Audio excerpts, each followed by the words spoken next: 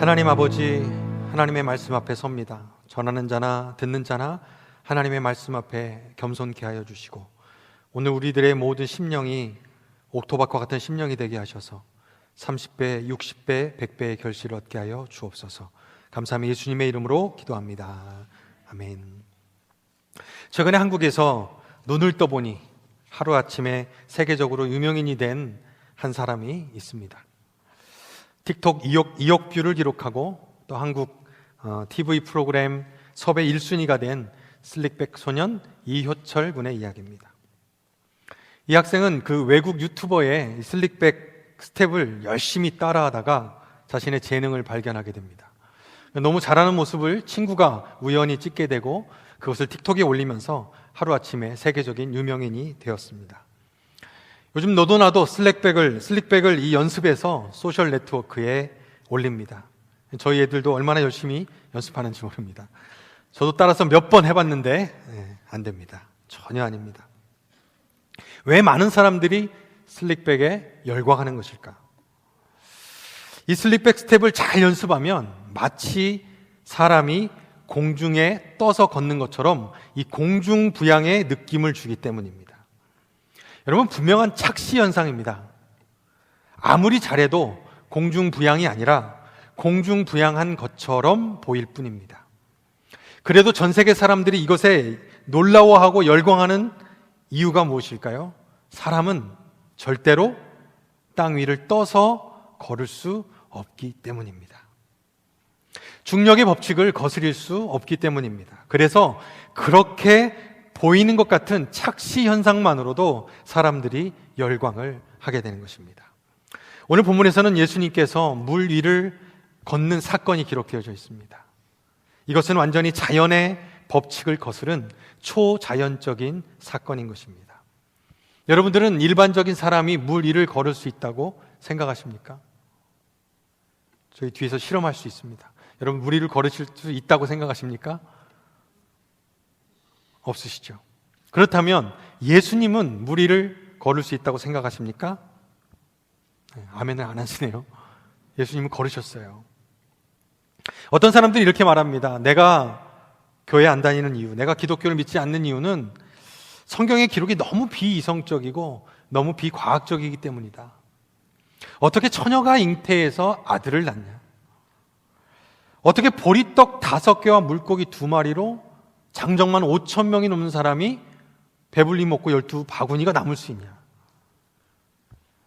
어떻게 물이 포도주로 변할 수 있고 어떻게 죽은 사람을 살려낼 수 있냐? 사람이 어떻게 물 위를 걷는 것이 가능하냐? 이 모두가 자연의 법칙과 질서를 초월한 기적들이기 때문입니다. 그렇다면 여러분들은 어떻게 생각하십니까? 물 위를 못 걷고 자유형이나 막 개수염을 쳐서 제자들에게 오셔서 지쳐가지고 물에 빠져서 실신한 그 예수님을 제자들이 막 인공호흡을 해서 살려낸 그런 예수님 여러분 믿으시겠습니까? 오병이어를 놓고 축사했더니 5명만 배불리 먹고 나머지는 너무 배고파서 막 싸우다가 욕하면서 돌아가게 하는 그런 예수님을 여러분들 믿으시겠습니까? 죽은 나사로를 일어나라, 살아나라 외치니까 더 부패가 심해지고 냄새만 나게 하는 그런 예수님을 여러분들 믿으시겠습니까? 그런 예수님이라면 우리들 중 누구도 그분을 우리의 구원자요 전능하신 하나님이라고 믿지 않을 것입니다. 예수님은 인간의 몸을 입고 이 땅에 오신 살아계신 하나님이시기 때문에 그분에게는 능치 못할 일이 없으십니다.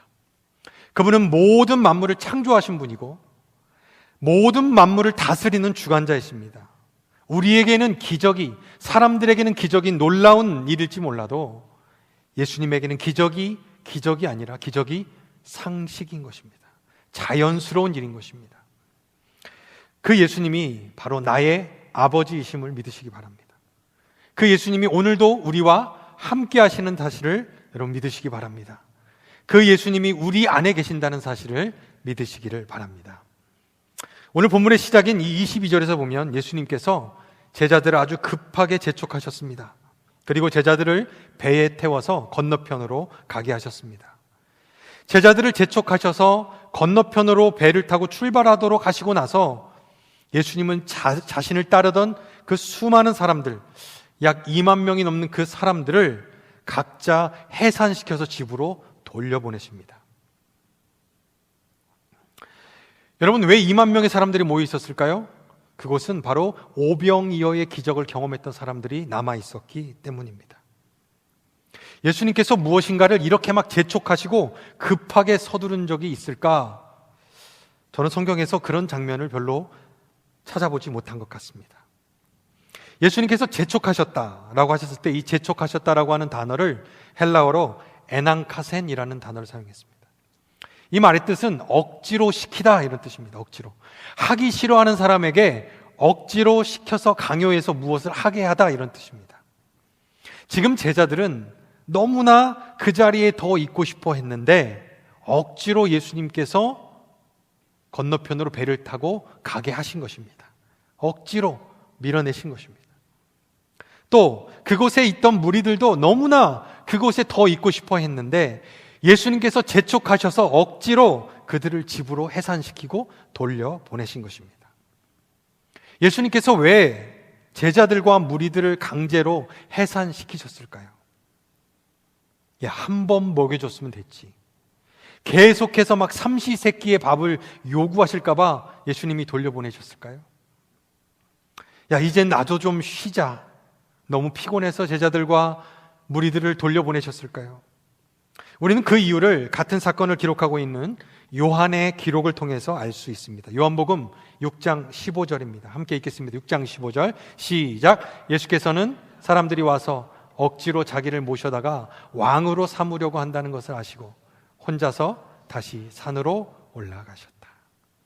요한은 이렇게 예수님께서 재촉해서 급하게 억지로 제자들을 태워보내시고 사람들을 억지로 집으로 돌려보내신 이유를 깨닫게 된 것입니다. 그리고 요한복음을 기록할 때 그 이유를 설명한 것이죠. 여러분, 오병이어의 기적을 경험한 제자들과 2만 명이 넘는 이 사람들이 놀라운 기적 앞에서 흥분을 감출 수가 없었습니다. 완전히 축제의 분위기가 연출되었을 것입니다. 난리가 났겠죠. 와, 놀랍다. 와, 예수님, 어떻게 이런 일이 일어날 수 있지? 대단하다. 오병이어의 기적을 경험한 제자들이 어땠을까요? 이 기적 이후에 막 제자들이 어깨가 확 올라갔을 겁니다. 내가 모시는 선생님이 이런 분이라니. 내가 정말 결정 잘했지. 내가 다 버리고 예수님 따랐으니 이제 내 인생 고생 끝이다. 꽃길이다, 꽃길. 예수님의 제자라는 것이 얼마나 자랑스러웠겠습니까? 사람들이 다 자기들을 특별한 사람인 것처럼 막 바라보고 예수님 제자시죠? 맞습니다. 네, 제가 수제자입니다. 막 그러면서 오늘날로 말하면 사람들이 막 사진을 찍으려고 몰려들었을 것이고 그곳에 모인 무리들도 아마 그 분위기가 마찬가지였지 않을까 생각이 듭니다. 이분 정말 메시아구나. 구약 성경에서 이 땅에 보내주기로 예언하신 그분이 오셨구나. 그분이 오셨어. 이제 이분의 이 능력이 있는 이분이라면, 이 예수님이라면 로마의 압제로부터, 가난으로부터, 어려움으로부터 우리를 해방시켜 줄 수 있는 분이 틀림없다. 이런 기적을 보여줄 수 있는 분이라면 이제 앞으로 우리에게 무슨 문제가 있겠는가? 배고플 일도 없고 아플 일도 없고 핍박당할 일도 없다. 이분을 빨리 왕으로 삼아서 우리 왕국을 건설해보자. 여러분, 2만 명의 사람들이 들고 일어난다면 엄청난 혁명적인 시위가 일어날 수 있는 그런 상황이었습니다. 대한민국이 2022년 월드컵 4강에 올라간 그 신화를 여러분 기억하십니까? 벌써 20년이 넘었네요. 경기가 있는 날이면 온 국민들이 길거리에 나와서 온통 빨간 옷을 입고 막 응원을 했습니다. 목이 터져라 응원을 했습니다. 16강, 8강, 4강에 올라갈 때마다 사람들은 그 흥분을 가라앉지 못하고 거리로 뛰어나와서 밤새 노래를 부르고 막 자동차 클락션을 누르고 승리의 감격을 표현하며 거의 국민들 전체가 좀 제정신이 아니었던 상태로 하루하루를 보냈던 것 같습니다. 제가 4강에 올라갔던 날이었던 것 같습니다. 젊은이들이 많이 모인 곳에서 제가 응원을 마치고 학교 기숙사로 이렇게 돌아오는 때였던 것 같은데요. 막 사람들이 몰려들어 있었는데 자동차가 있는데 흥분한 이 젊은이들이 자동차 위에까지 올라가서 막 뛰었습니다. 막 노래를 부르면서. 그러니까 자동차 그 지붕이 어떻게 되겠어요, 여러분? 막 휘어지고 움푹 패이고 막 이랬습니다. 그런데 놀라운 것은 자동차 운전자가 웃고 있는 거예요. 제가 충격적인 장면으로 기억합니다. 아, 모두가 제정신이 아니었구나. 학교도 쉬었습니다. 사장님들이 직원들 다 일찍 보냈습니다. 응원해야지. 어떤 사장님은 음식점에서 먹은 사람들 음식을 다 공짜! 그러면서. 오죽하면 월드컵이 끝나고 사람들이 일상으로 돌아가지 못하고 그 흥분 상태에서 막 갑자기 공허함을 느끼게 되면서 오죽하면 월드컵 증후군이라는 말이 생겨났을 정도였습니다. 예수님은 이 오병이어의 기적 앞에서 제자들과 무리들의 반응이 심상치 않다는 것을 감지하셨습니다. 이들이 이렇게 흥분하고 이들이 이렇게 뭔가를 막 분위기를 만들다가는 뭔 일이 일어나겠구나, 잘못된 일이 일어날 수도 있겠구나라고 감지하신 것이죠. 그래서 예수님은 재빨리 제자들을 재촉하여 배를 태워 보내시고 무리들을 흩어서 집으로 돌려보내신 것입니다. 그리고 예수님은 혼자 산으로 올라가셔서 기도하셨습니다. 여러분, 그곳에서 어떤 기도를 드리셨을까요? 하나님, 아버지 하나님이 나를 이 땅에 보내주신 그 사명, 십자가에서 인류의 모든 죄를 대속하는 그 사명을 잊지 않게 해주십시오. 내가 승리에 취하지 않게 하시고 사람들의 인기에 취하지 않게 하시고 사람들의 환호성에 마음을 빼앗기지 않게 도와주십시오. 아버지가 나를 보내주신, 이 땅에 보내주신 그 사명만 끝까지 바라볼 수 있도록 도와주십시오. 이렇게 기도하지 않으셨을까요? 여러분, 예수님은 완전한 인간의 몸을 입고 오셨기 때문에 육체를 가진 우리가 경험하는 모든 유혹과 시험을 동일하게 받으셨던 것입니다. 예수님께서 공생애를 시작하시기 전에 금식을 마치시고 광야에서 시험을 받으셨습니다. 예수님은 육체를 입고 있는 자신과 싸워 이기시고 결국 말씀으로 사단의 유혹에서 승리하셨습니다. 그리고 겟세마네 동산에서 십자가의 고난을 앞두고 기도하실 때 땀방울이 핏방울이 되기까지 간절하게 예수님은 기도하셨습니다. 또 자신과 싸우셨습니다. 예수님은 시험이 없으셨던 것이 아니라, 유혹을 받지 않으셨던 것이 아니라 그 시험과 유혹을 기도와 하나님과의 깊은 교제로 이겨내셨다는 것을 우리는 알 수 있습니다. 이러한 예수님의 모습을 통해서 우리가 무엇을 배울 수 있습니까? 승리의 자리에서, 기적의 자리에서, 성공의 자리에서, 기도 응답의 자리에서 우리는 나의 승리와 성공에 도취되면 안 된다는 것입니다. 원하던 직장에 들어가고 집을 넓히고 결혼을 하고 비즈니스가 잘 되고 나의 이름이 조금씩 유명해지고 사람들의 주목을 받고 자랑할 일이 생겨나고 있습니까? 내 사역의 열매가 조금씩 드러나고 VIP 전도가 일어나고 목장이 부흥되고 사람들의 칭찬과 부러움을 받고 계십니까? 그때 우리는 우리 스스로를 재촉하여 사람들과 떨어져 예수님처럼 홀로 산에 올라가야 합니다. 그리고 그 기도의 자리로 나아가야 합니다. 예수님께서 끝까지 십자가에서 승리하신 비결이 무엇일까요? 예수님은 이 하나님과의 교제, 아버지와의 깊은 교제의 시간을 통해서 하나님 아버지의 마음을 늘 점검하고 자신의 사명을 점검함으로 인해서 하나님의 뜻에 자신의 뜻을 늘 굴복하셨기 때문에 끝까지 승리할 수 있었던 것입니다. 우리는 고난이 있고 어려운 환경 속에 있을 때보다 여러분, 무엇인가를 이루고 스스로 성공했다고 느껴지는 그 자리에서 믿음을 지키는 것이 여러분 더 어렵습니다. 그 자리에서 겸손케 되는 것이 더 힘이 듭니다. 저와 여러분들이 성공의 자리에서도 영광의 자리에서도 예수님처럼 나를 이 땅에 보내주신 그 아버지의 사명을 기억하며 겸손함으로 기도의 자리를 지킬 수 있는 저와 여러분들 되시기를 주님의 이름으로 축원합니다.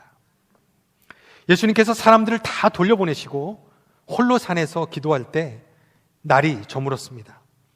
24절에서 보면 그때 제자들이 탔던 배는 육지에서 멀리 떨어져 있었습니다. 그리고 제자들은 밤새 풍랑 때문에 몹시 시달리고 있었습니다. 왜냐하면 바람이 거슬러서 반대로 불어왔기 때문입니다. 이 병행 구절에서 보면 마가복음 6장에서는 제자들이 탄 배가 갈릴리 한가운데에 있었다. 그리고 요한복음 6장에서 보면 제자들이 배를 저어서 약 10여리쯤 떨어진 곳에 있었다라고 기록하고 있습니다. 갈릴리 호수는 바다라고 불려질 만큼 큰 호수이죠. 가로의 폭이 약 12km, 7.5마일이고 세로로 폭이 21km, 약 13마일입니다. 그 호수 가운데서 제자들이 탄 배가 앞으로 나아가지 못하고 계속해서 거센 풍랑에 시달리고 있는 것입니다. 제자들이 탄 배에는 이 갈릴리 호수에서 아주 잔뼈가 굵은 사람들이 많이 타고 있었습니다. 그들은 어부 출신이었습니다. 수십 년간 이 갈릴리 바다에서 매일 배를 띄워서 고기를 잡았던 그 제자들입니다. 그런데도 그들은 이 불어오는 거센 풍랑 앞에서 아무것도 할 수가 없었습니다. 해가 질 때쯤 출발했는데 배는 호수 한가운데서 풍랑으로 시달리며 예수님이 그들에게 찾아온 시간, 이른 새벽 시간까지 풍랑을 버텨야 했습니다. 제자들은 아마 극심한 체력적인 고갈과 정신적인 고통, 스트레스를 느꼈을 것입니다. 여러분, 예수님이 보내셨습니다. 예수님이 허락하셨습니다. 예수님이 가라고 미루셨습니다. 예수님이 가라고 명령하신 그 길을 걸어갈 때도 우리는 고난과 풍랑을 만날 수 있습니다. 기도하면서 결정하고 말씀 가운데 순종함으로 시작한 일임에도 불구하고 우리는 그 일을 행하면서 고난과 풍랑을 경험할 수 있습니다. 우리는 그 풍랑과 고난을 허락하시는 그 하나님의 뜻을 다, 하나님의 계획을 다 알 수는 없습니다. 여러분, 예수님께서 제자들이 지금 풍랑 속에서 고생하고 있다는 것을 알고 계셨을까요? 몰랐을까요? 알았다 1번, 몰랐다 2번. 네, 1번. 예수님은 산에 계셨고 제자들은 갈릴리 호수 한가운데 계셨습니다. 예수님이 제자들의 이 상황을 아셨을까요? 모르셨을까요? 알았다 1번, 몰랐다 2번. 아셨죠. 다 알고 계셨을 것입니다. 예수님은 전지전능하십니다. 그런데 왜 예수님은 그들이 고통을 당하고 있다는 것을 아시면서도 바로 달려가지 않으셨을까요? 왜 사랑하는 제자들이 풍랑 가운데 고생하고 있는 걸 아셨음에도 불구하고 왜 예수님은 새벽이 되어서야 제자들에게 찾아가셨을까요? 저는 이번 설교를 준비하면서 이 부분에 대해서 깊이 묵상하기 시작했습니다. 왜 예수님이 이른 새벽이 돼서야 제자들에게 찾아가셨을까? 저는 본문을 묵상하면서 제자들이 풍랑 속에서 몹시 시달리고 있는 이 가운데, 이 밤이 새도록 엄청난 시간이죠. 해가 지면서부터 거의 새벽이 될 때까지 그 많은 시간을 고생하고 힘들 그 가운데 있으면서도 예수님을 간절히 찾고 예수님을 부르고 예수님께 기도하지 않았다는 사실을 발견하게 되었습니다. 같은 사건을 기록하고 있는 마태, 마가, 요한 그 누구도 이때의 제자들의 모습을 묘사하면서 그들이 기도하거나 예수님을 간절히 찾았다거나 예수님께 부르짖었다라고 어느 누구도 기록하고 있지 않습니다. 여러분, 이상하지 않습니까? 너무나 힘든 고난을 만났는데, 자신들의 힘으로 도저히 감당할 수 없는 고난을 만났는데 예수님을 찾고 있지 않습니다. 불과 몇 시간 전에 예수님께서 오병이어의 기적을 일으키는 그 사건을 똑똑히 목도했던 제자들인데, 예수님은 무엇이든지 가능하다는 것을 경험한 제자들인데 그 고생을 하면서도 밤새 예수님을 부르고 있지 않습니다.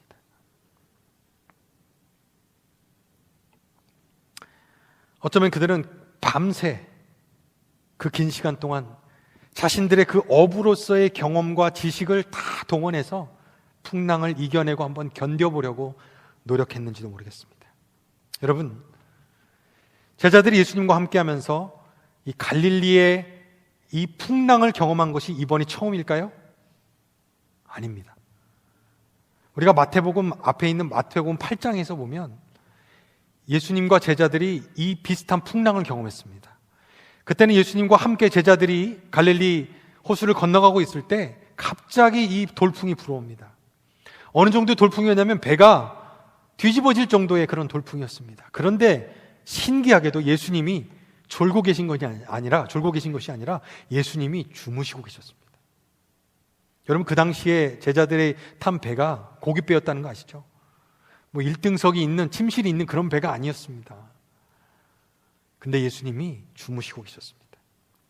마태복음 8장 25절에서 한번 읽어볼까요? 시작. 제자들이 다가가서 예수를 깨우고서 말하였다. 주님, 살려주십시오. 우리가 죽게 되었습니다. 그때 26절 주님이 이렇게 말씀하십니다. 함께 읽겠습니다. 시작. 예수께서 그들에게 왜들 무서워하느냐, 믿음이 적은 사람들아 하고 말씀하시고 일어나 바람과 바다를 꾸짖으시니 바다가 아주 잔잔해졌다. 예수님은 제자들이 풍랑을 만나서 고생하고 있을 때 그들이 어떻게 반응하기를 예수님은 기대하셨을까요? 지금 예수님은 홀로 산에서 기도하고 계십니다. 어떻게 제자들을 향해서 중보하고 계셨을까요? 제자들이 어떤 모습을 기대하시면서, 제자들이 예수님께 요청하기를, 간절히 부르짖기를, 예수님 도와주세요. 예수님은 저 멀리 있고 우리는 지금 바다 한가운데 있지만 예수님은 오셔서 우리를 구원하실 수 있는 구원자임을 믿습니다. 예수님에게는 능치 못할 일이 없는 줄 믿습니다. 우리는 예수님이 바람을 명하여 풍랑을 명하여 잔잔케 하시는 그 하나님이신 것을 압니다. 예수님 좀 도와주세요. 그렇게 기도하기를 예수님이 원하시지 않으셨을까요? 아니, 어쩌면 예수님이 더 큰 기대감으로 이제는 제자들이 그 풍랑을 향하여, 바람을 향하여 기도하면서 명령할 수 있기를 예수님이 그렇게 기대하시지 않으셨을까요?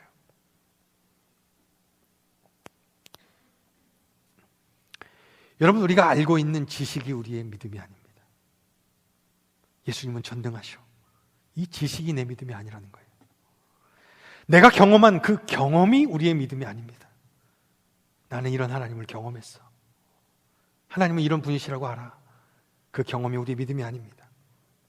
문제 앞에서, 풍랑 앞에서, 내 힘과 능력으로 도저히 감당할 수 없는 인생의 고난 앞에서 주님을 찾고 그 주님의 이름을 부르고 주님 도와주세요, 주님 내게 찾아와 주세요, 부르짖는 것이 믿음인 것입니다. 예수님은 제자들이 그렇게 주님께 부르짖기를 기다리셨습니다. 사랑하는 여러분, 우리가 주의 길을 걸어가면서도, 예수님이 가라고 허락하신 그 믿음의 길을 걸어가면서도 우리는 인생의 큰 풍파와 고난을 만날 수 있습니다. 그 고난 앞에서 간절히 주님을 찾고 주님의 이름을 부르고 주님께 기도하는 저와 여러분들이 될 수 있기를 주님의 이름으로 축원합니다. 26절 말씀을 함께 읽겠습니다. 26절 시작. 제자들이 예수께서 바다 위로 걸어오시는 것을 보고 겁에 질려서 유령이다 하며 두려워서 소리를 질렀다. 이 거센 풍랑 가운데 씨름하고 고통당하고 있는 제자들에게 찾아오시는 예수님의 모습은 물 위를 걸어오시는 모습이었습니다. 예수님이 물 위를 걸어오시는 이 시간이 로마 시간으로 사경쯤이다. 새벽 3시에서 6시 사이입니다. 거센 풍랑 속에서 저 멀리서 즐겨 입으시던 흰색 옷을 입고 예수님이 걸어오시는데, 물 위를 뚜벅뚜벅 걸어오시는데, 이 모습을 본 제자들의 반응은 26절에 보니까 얼마나 놀랐는지 겁에 질려서 유령이다, 귀신이다 막 소리치며 두려움에 벌벌 떨었습니다.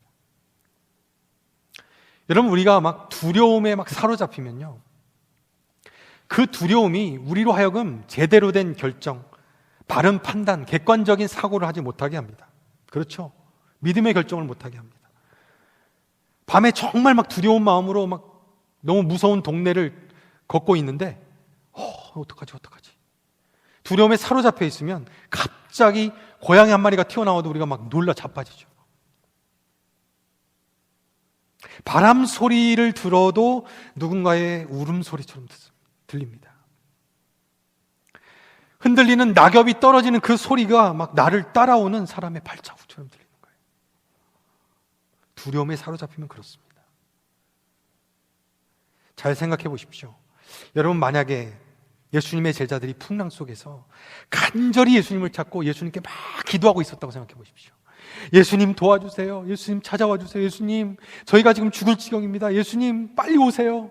여러분, 이렇게 기도하고 막 부흥회를 하고 있다고 생각해 보세요. 여러분, 그렇다면 저쪽에서 걸어오고 있는 이 뚜벅뚜벅 걸어오고 있는, 가까이 오고 있는 이 하얀 물체가, 이 실루엣이 무엇으로 보였을까요? 예수님으로 보였겠죠. 내가 막 예수님을 찾고 있으면 그것이 예수님으로 보이는 거예요. 아, 예수님이세요? 예수님 맞으시죠? 예수님 맞으면 좀 손을 좀 들어주세요. 그렇게 예수님께 물었을 것입니다. 그런데 그들은 이미 어느새 예수님을 잊어버렸어요. 너무 무섭고 너무 두렵고 우린 죽었다. 우린 죽었어. 이제 얼마 남지 않았다. 그 공포감에 휩싸여 있었기 때문에 예수님이 그들에게 다가오심에도 불구하고 그들은 예수님을 향해 유령이다, 귀신이다라고 외칠 수밖에 없었던 것입니다. 우리 신앙생활 속에서 우리가 예수님을 온전히 바라보지 못하게 하는 가장 큰 장애물이 있다면 그것은 바로 우리 안에 있는 두려움과 염려입니다. 두려움은 우리로 하여금 예수님을 온전히 바라보지 못하게 합니다. 예수님이 내 곁으로 오고 계시는데도 우리는 그 예수님을 볼 수가 없는 것입니다. 예수님은 그렇게 두려움 속에, 절망 속에 빠져있는 제자들을 안심시켜 주십니다. 27절 말씀입니다. 함께 읽겠습니다. 시작. 예수께서 곧 그들에게 말씀하셨다. 안심하여라. 나다. 두려워하지 말아라. 저 같으면 이렇게 말했을 것입니다. 야, 나보고 귀신이라고? 유령이라고 한 놈 나와. 너 제자반 탈락. 그런데 예수님은 제자들이 얼마나 무섭고 얼마나 그 두려움 속에 빠져 있는 것을 긍휼한 눈으로 보셨습니다. 불쌍한 눈으로 보셨습니다. 그들의 믿음 없음을 보시고도 그들을 판단한 것이 아니라 예수님은 그들을 긍휼히 여겨주셨습니다. 그래서 두렵고 공포에 떨고 있는 제자들에게 말씀하십니다. 안심하라. 안심하여라. 나다. 두려워하지 말아라. 여러분, 안심하고 두려워하지 말라는 말은 누가 할 수 있는 말인가요? 그것을 제어하고 해결할 수 있는 능력을 가진 사람이 할 수 있는 말입니다. 그러면 절대 안 되겠지만 집안에 도둑이 들었습니다. 너무 무서워서 막 떨고 있는데 옆에서 나보다 더 막 덜덜덜덜 떨고 있는 남편이 여보 안심해.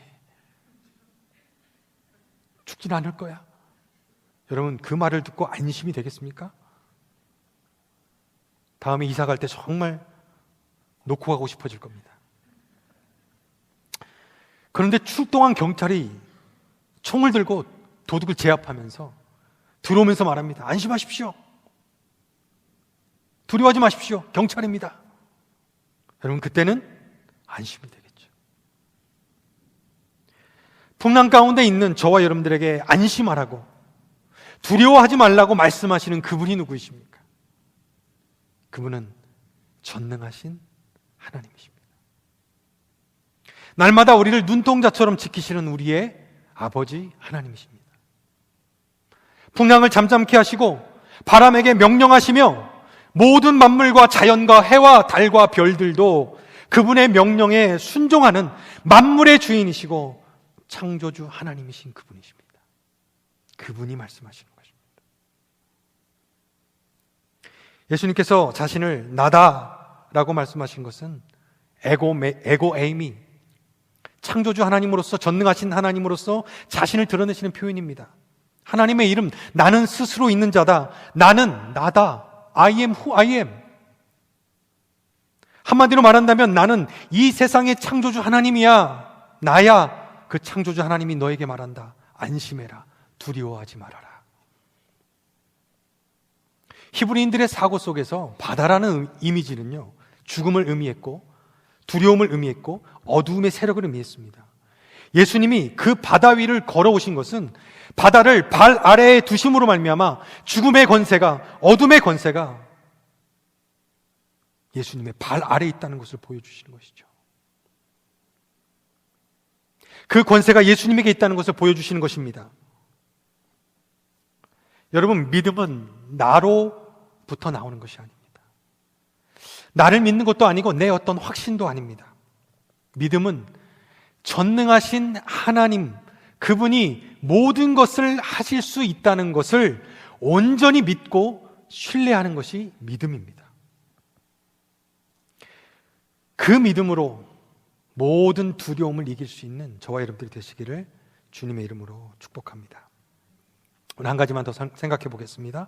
28절, 29절입니다. 베드로가 예수께 말하였다. 주님이시면 나더러 물 위를 걸어서 주님께로 오라고 명령하십시오. 29절, 예수께서 오너라 하고 말씀하셨다. 베드로는 배에서 내려 물 위로 걸어서 예수께로 갔다. 이 본문을 읽거나 설교를 들을 때 우리는 여기서 베드로의 실패에 초점을 맞추는 경우가 많이 있습니다. 30절에서 보면 물 위를 걷던 베드로가 어떻게 됩니까? 결국 물 위를 걷다가 바람을 보고 거센 바람이 불어오자 두려움에 빠져가지고 의심을 하게 되고 그러면서 물에 빠져들어갑니다. 그때 예수님이 베드로를 건져 올리시면서 어찌하여 의심하였느냐, 믿음이 적은 자여. 저는 반대로 한번 생각해 보겠습니다. 지금 배에 타고 있는 12명의 제자들 중에 여러분 누가 가장 믿음이 있다고 생각하십니까? 12명 중에 누가 제일 믿음이 있습니까? 12명 중에 누구의 믿음이 제일 큽니까? 예? 베드로죠. 베드로는 비록 예수님께 믿음이 적다라고 꾸중을 들었지만 다른 제자들에게는 아예 그것을 도전할 수 있는 믿음이 없지 않았습니까? 아예 없는 것보다 여러분 적은 것이 많은 것이죠. 아예 없는 믿음보다 적은 믿음이 큰 믿음인 것입니다. 아예 시도조차 하지 않는 믿음보다 비록 실패할지라도 믿음의 발걸음을 내디뎌 보는 것이 믿음입니다. 여러분, 베드로는 자신이 유령이라고 생각했던 그 존재가 예수님이라는 것을 알게 되었을 때 그 예수님께서 바다 위를 걸어오시면서 나다 안심해라 두려워하지 말라라고 말씀하셨을 때 즉각적으로 반응했습니다. 예수님, 주님이 당신이시라면, 당신이 전능하신 하나님이라면 내게 명령하셔서 저에게 물 위를 걸어 주님께로 오라고 좀 명령해 주십시오. 여러분, 예수님 말고 물 위를 걸어본 사람 누구입니까? 베드로입니다. 베드로는 물 위를 걸어봤습니다. 몇 발자국인지는 모릅니다. 그런데 베드로는 분명 보트 밖으로 뛰어나가서 예수님께로 걸었습니다. 아마 제자들이 나중에 물었을 것입니다. 야, 그때 어땠어? 그때 진짜 어땠어? 느낌이 어때? 찰랑찰랑해? 어때? 막 물었을 것입니다. 성경에서 예수님께 가장 크게 칭찬을 들은 믿음의 사람이 있습니다. 예수님께서 온 이스라엘 중에 이만한 믿음을 가진 사람이 없다라고 크게 칭찬한 사람이 있어요. 바로 백부장입니다. 자기 하인의 병을 고치려 했던 예수님께 가지고 나왔던 백부장입니다. 왜 예수님께서 그 백부장의 믿음을 보시고 그 믿음을 가장 큰 믿음이라고 칭찬하셨을까요? 그 백부장은 저는 예수님이 저의 집에 오는 것을 감당할 수가 없습니다. 그런데 저는 이렇게 믿습니다. 예수님이 말씀만 하셔도, 예수님이 이 자리에서 말씀만 하셔도 제 하인의, 제 종의 병이 나을 것입니다. 예수님은 전능하신 분이시기 때문에. 여러분, 그 믿음을 예수님이 가장 큰 믿음이라고 칭찬하셨습니다. 무엇이 큰 믿음일까요? 하나님이 하실 수 있다라고 하나님을 제한하지 아니하고 의심하지 아니하고 그분에게는 어떤 일도 가능하다는 것을 믿는 것. 그분이 말씀하시면 말씀하신 대로 창조되어지고, 그분이 말씀하시면 말씀하신 대로 변화되어지고, 그분이 말씀하시면 말씀하신 대로 되어질 것을 믿는 그 믿음. 여러분, 그 믿음이 큰 믿음이라는 것이죠.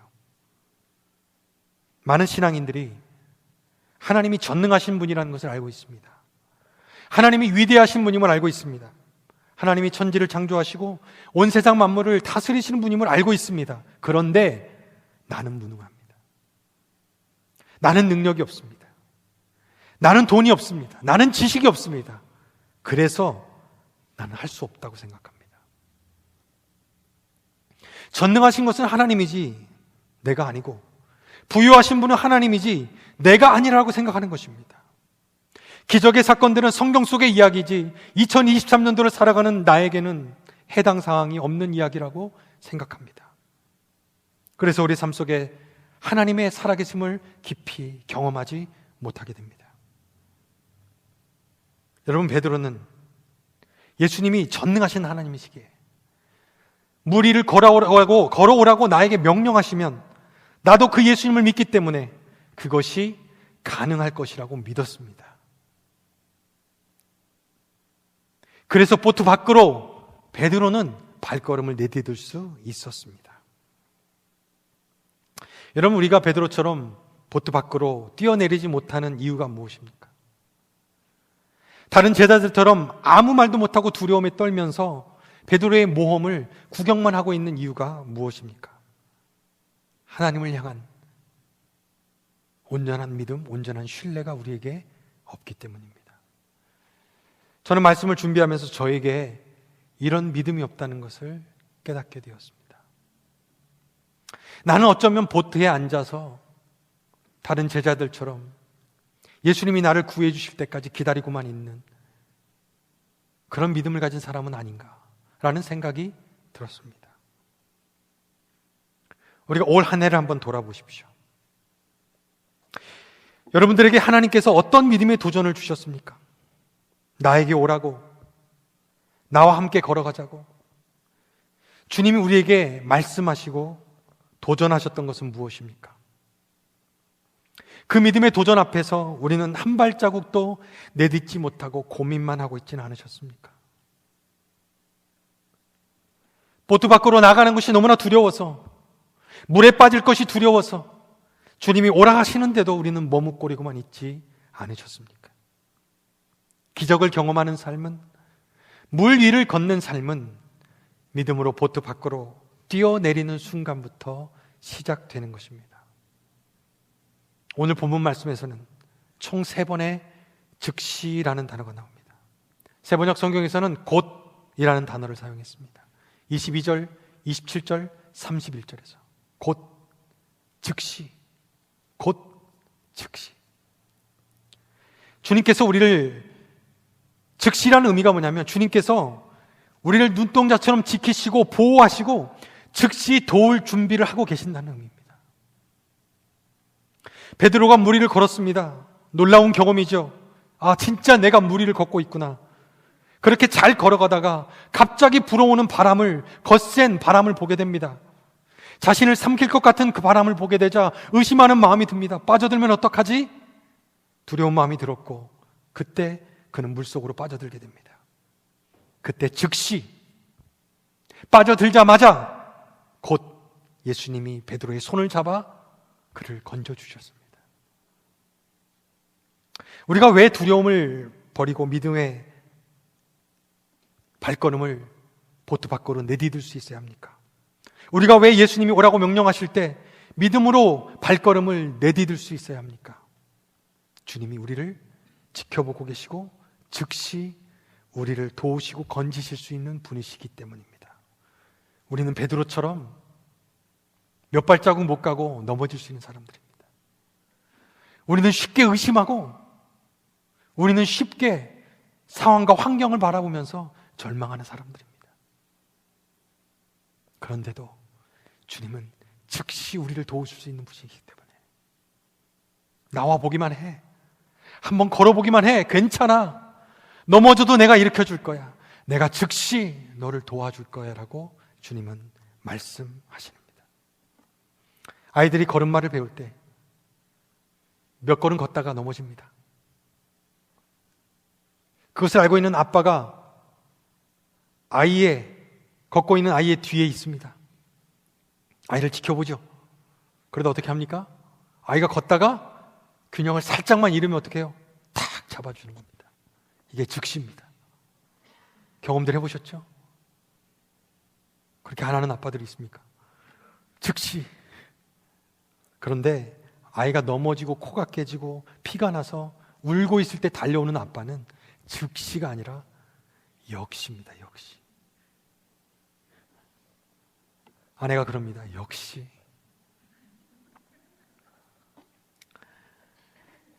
실패가 두려우십니까? 하다가 중간에 포기하게 될까 봐 두려우십니까? 내 믿음이 아직 부족하다고 생각되어 도전하지 못하고 계십니까? 그래도 괜찮습니다. 실패해도 괜찮습니다. 물에 빠져도 괜찮습니다. 실수해도 괜찮습니다. 우리가 믿음으로 보트 밖으로 발걸음을 내딛기만 하면 우리가 연약하여 넘어질 때에 주님은 즉시 우리를 붙들어 건져 주실 것입니다. 올해가 며칠 남지 않았습니다. 올해가 가기 전에 우리가 믿음으로 결단하고 발걸음을 내딛어야 할 주님의 부르심이 우리에게 있으십니까? 보트 밖으로 발걸음을 내딛으십시오. 실패할 것이 두려워서, 내 연약함이 드러나는 것이 두려워서 결단하지 못한 믿음의 삶이 있으십니까? 끊어보겠다고 결정한 그런 결단이 여러분들에게 있으십니까? 즉시 우리를 도우실 수 있는 그 주님을 신뢰함으로 발걸음을 내딛으시기 바랍니다. 그 믿음으로 승리하는 저와 여러분들 모두가